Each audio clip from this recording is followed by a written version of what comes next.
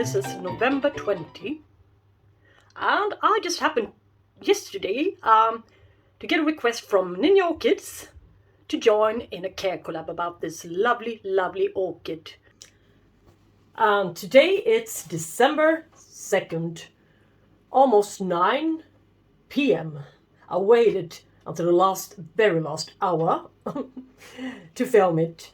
I was hoping for the blooms to have enough time to really open up for this video, but they didn't, even though I raised the temperature in this room to 27.5 degrees, as well as I turned off the roof fan in order to get it even more hot inside this kitchen. Well, I succeeded halfway, but never mind. This care collab is going to be, this time it's going to be together with Ninja Orchids and the Orchid SaGa. So not so many this time as on December 1st, my previous care collab video, with all the participating channels in this Repotting General Care Guide. My video was about 27 minutes long, and I even cut away about 20 minutes of it. Yeah, I have a little bit of info, but not as much as I had on the Repotting Care Guide, Total Care Guide, of course. But anyway, it's sitting here, the lovely Shu Glory Happy Holiday. It's in my kitchen window, and it's always been sitting there in the very same spot, 20 centimeter to the left or 20 centimeter to the right. But still in the same position, and it likes it there. As you can see, it's a very good and really healthy plant, really large plant as well. And I will bring it a bit closer so you can see it. It's sitting on a tray where the water will pour out from the holes to the outside container, since this one is sitting in semi-hydro. Yes, I got this one in during the summer of 19. I believe it was in August from Swarta, and it was sitting in pressed sphagnum moss, like they usually ship the orchids in. That kind of setup I don't like really, but I directly lifted it up and just placed it into a larger container, a clay pot, and filled it up with a little bit of bark and some extra moss and perlite to the sides of the clay pot. So I made a soft repotting, so to speak, not to disturb the roots. Yeah, that's the purpose of the soft repotting. And a couple of months later, in autumn, it started to fill up the sheath it arrived with. It's been blooming on several canes before. It's a real grown-up plant, as you can see. My hand here. It's looking really tiny, isn't it? She bloomed for about 5 weeks on 3 canes, and she gave me 3 blooms. Yeah, about 3 blooms in each cane, so 9 blooms that time, the first time blooming here. And next year, 2020, she repeated her blooming schedule. She kept it, so to speak, and created 3 new canes again, which grow on nicely during summertime, and with about the same amount of blooms even last year.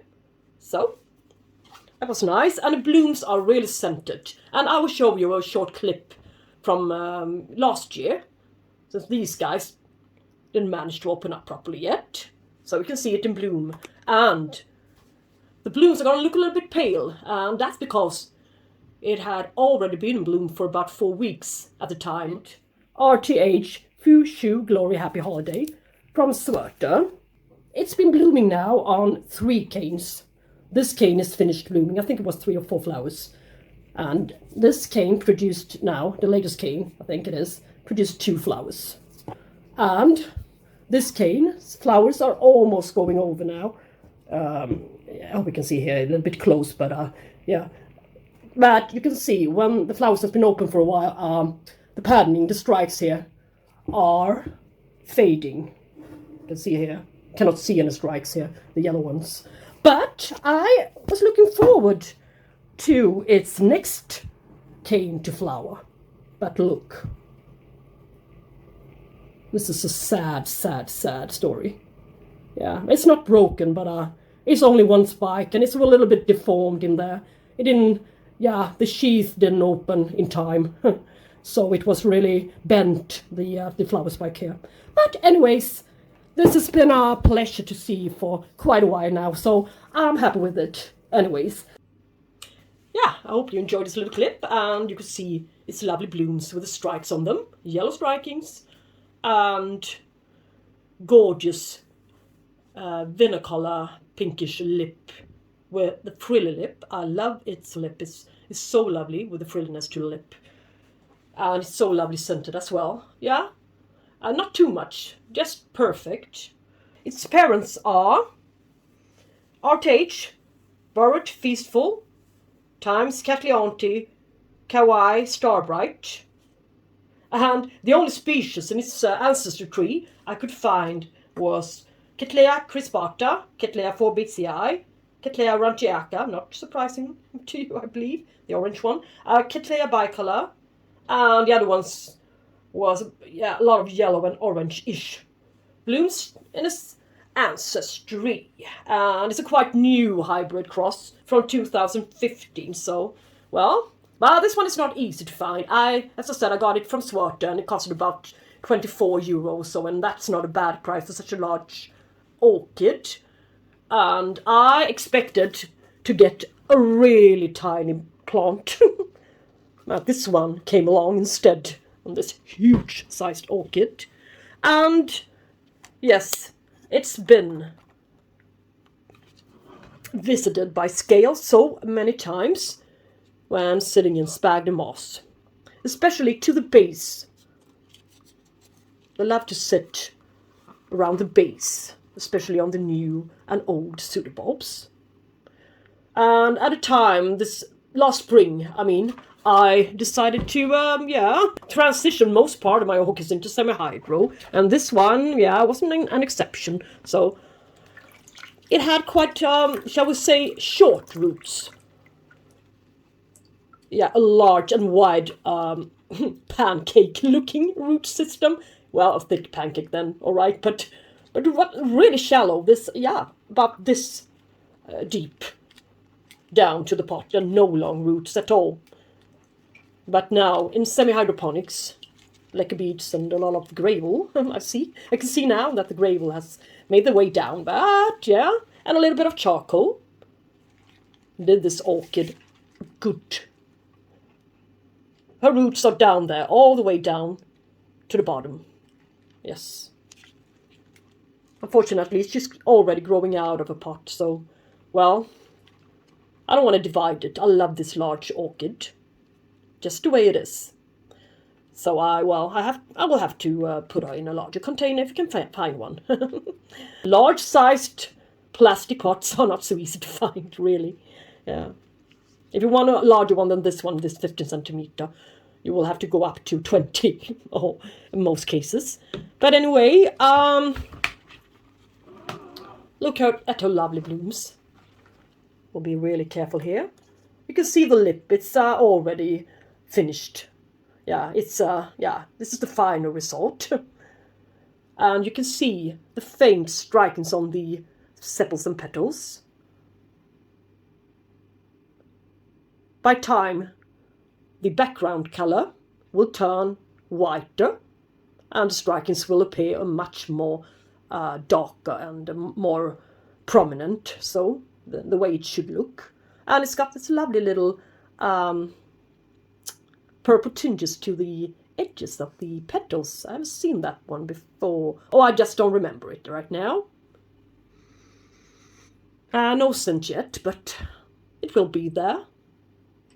Look at this gorgeous lip and the throat. So, in about 1 week, this bloom is going to look gorgeous. And you're going to see it in my Bloom and Spike video for the month of December, of course. Yeah, 2 blooms on this cane, this lovely large cane, and 2 more buds yet to open. And see, gorgeous, nice, large canes. And she also created this little paw thingy after being transitioned. So I was a bit disappointed, and I thought I destroyed it all, and well, but I didn't. With a little bit of light and a little bit of heat. Yeah, she made a full recovery, and now she's doing even better than ever. And I sprayed her with my... yeah, I know I'm repeating myself. Leaf gloss, leaf shine, whatever you want to call it. But it really did its job. Yeah.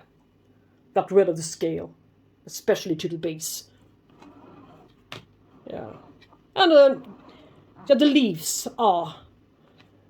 yeah, quite light now. Since it's receiving really good light for the moment. And yeah, I water and fertilize her. When the water reservoir is, yeah, down at 1 centimeter or such. Then I just pour in some water with my watering can, of course. Yay.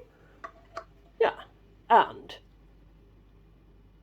the excess water is gonna, yeah, pour out to the sides from the hose down into the tray.